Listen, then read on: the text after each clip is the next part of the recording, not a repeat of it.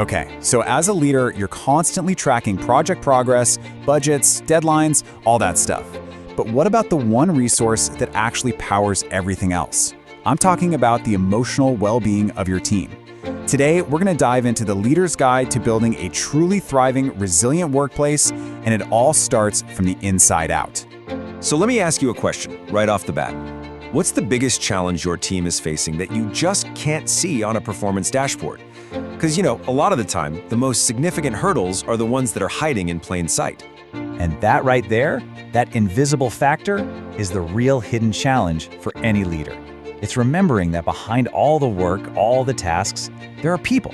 And their emotional well-being, well, that's the engine that drives absolutely everything they do.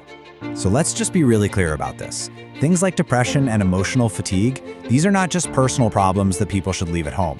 No way. They are huge well-being concerns that send ripples through everything: team performance, engagement, your entire company culture. It really forces you to shift your perspective. It's not about productivity first, it's got to be about people first. So what exactly is emotional fatigue? Honestly, the best way to think about it is like a low battery warning for our emotional reserves. You know that feeling of being totally worn out, not just from one bad day, but from that slow, steady buildup of stress from work, from life, from everything? But here's the key. This fatigue isn't the end of the story. It's an early signal. It's a warning flag that smart leaders can learn to spot long before it ever turns into full-blown burnout. All right, so how do you actually spot it? This is where a really critical leadership skill comes in, recognizing those early signs. It's a shift from just managing tasks to truly, deeply observing your people and knowing what to look for.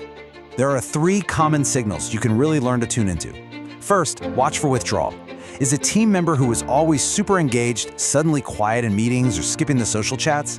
Second, look for a persistent loss of motivation. I'm not talking about an off week. This is a sustained drop in their usual fire. And finally, look for those signs of emotional fatigue we just talked about, like maybe they're more irritable or seem totally overwhelmed by everyday stuff. Okay, so recognizing the signs, that's step 1. But step 2 is all about what you do next. And this is so important. Your response has to be grounded in compassion, not just in trying to fix a performance issue. Here's a simple but incredibly powerful playbook. First, you have to create safe spaces where people feel like it's okay to not be okay. From there, you work on fostering open dialogue. This can be as simple as asking, "Hey, how are you really doing?" and then actually sticking around to listen to the answer. And finally, you act as a bridge. You connect them to support, whether that's HR or an employee assistance program. Remember, your job isn't to be a therapist. Your job is to be the bridge to help. Now, responding when there's a problem is absolutely essential, but great leadership goes so much further than that. It's about making a huge shift from being reactive to being proactive. How do we build an environment where well-being is just the default setting, not the exception we have to fix? This right here highlights that fundamental shift in mindset. The reactive leader is kind of like a firefighter, always rushing in to put out fires after burnout has already started. But the proactive leader?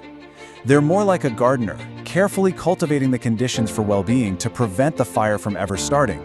They build a culture of continuous support, and they focus on making the whole team more resilient, not just patching up individual problems as they pop up.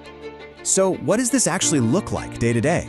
Here are 3 really practical areas to focus on. First, promote physical activity.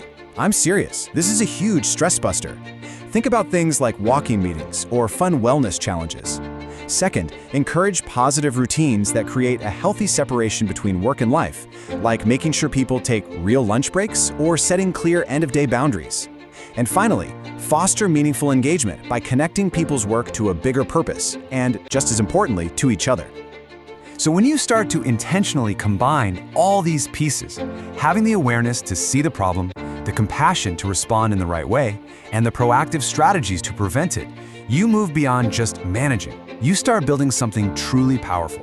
You start building a resilient culture, and that is the ultimate goal.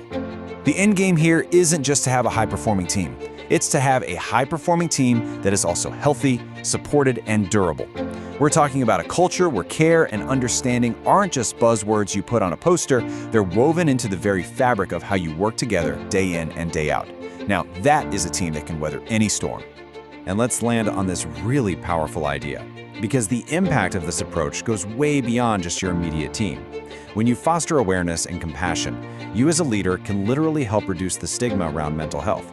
You're not just managing a workload anymore, you're shaping a healthier, more open conversation for your entire organization. So, I'll leave you with this final thought. This isn't about some massive overnight overhaul. It's about small, consistent actions. So what is one thing, just one thing that you can do this week to start building that culture of care on your team?